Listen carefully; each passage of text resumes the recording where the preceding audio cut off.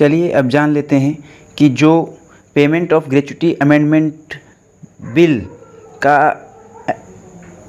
था वो क्या था। यानी कि जो पेमेंट ऑफ ग्रेच्युटी एक्ट है 1972 का, उसमें 2009 में जो संशोधन हुआ वो क्या हुआ और किस कारणवश हुआ।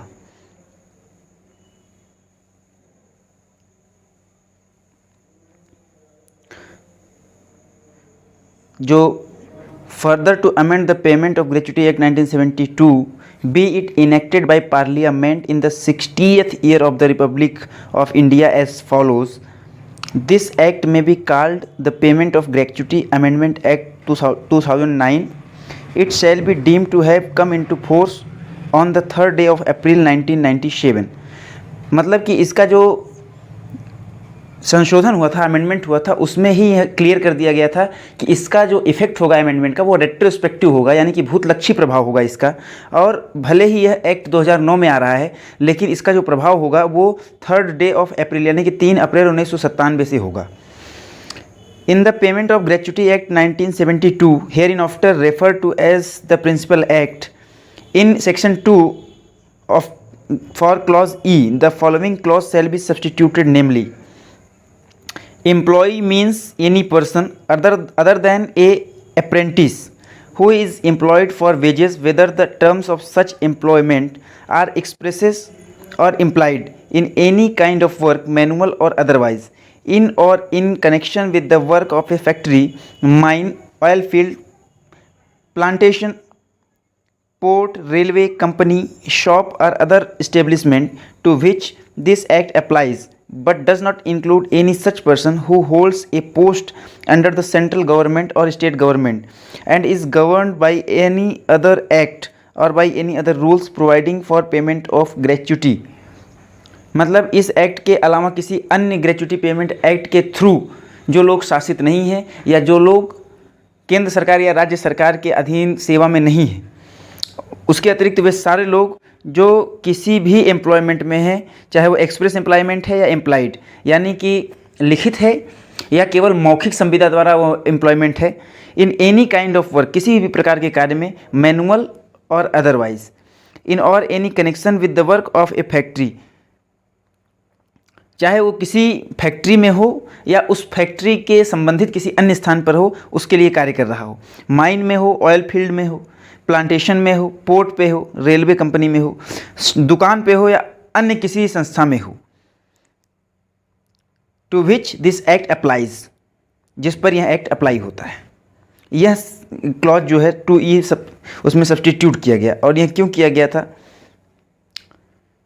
After section 13 of the principal act the following section shall be inserted, namely 13A, notwithstanding anything contained in any judgment, decree or order of any court for the period commencing on and from the 3rd day of April 1997 and ending on the day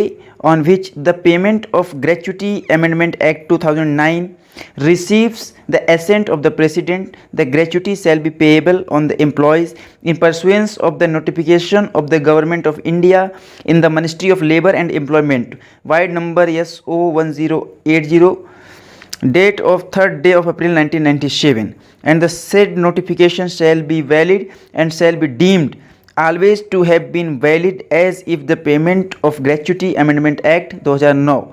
has been in force at all material times, and the gratuity shall be payable accordingly, provided that nothing contained in this section shall extend or be construed to extend to affect any person with any punishment or penalty whatsoever by reason of the non-payment by him of the gratuity during the period specified in this section, which shall become due to pursuance of the said notification.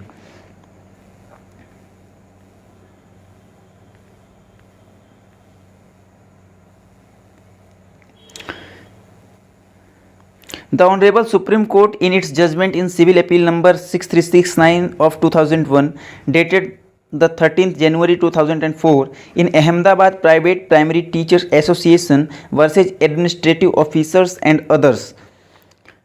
had held that if it was extended to cover in the definition of employee all kind of employees. It could have as well used such wide language as is contained in clause F of section 2 of the Implies Provident Funds and Miscellaneous Provisions Act 1952, which defines employee to mean any person who is employed for wages in any kind of work, manual or otherwise, in or in connection with the work of an establishment. It had been held that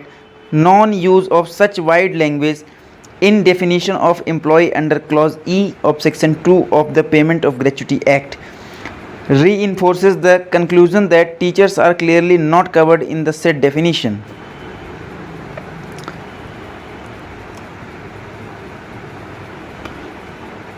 Keeping in view the observation of the Honorable Supreme Court, it is proposed to widen the definition of employee under the said Act in order to extend the benefit of gratuity of the teachers. Accordingly, the Payment of Gratuity Amendment Bill 2007 was introduced in Lok Sabha on the 26th of November 2007, and same was referred to the Standing Committee on Labour, which made certain recommendations. After examining those recommendations, it was decided to give effect to the amendment retrospectively with effect from the 3rd April 1997, the date on which the provisions of the said act were made applicable to educational institutions. Accordingly, the Payment of Gratuity Amendment Bill 2007 was withdrawn. Had a new bill, namely this Payment of Gratuity Amendment Bill 2009, having retrospective effect, was introduced in the Lok Sabha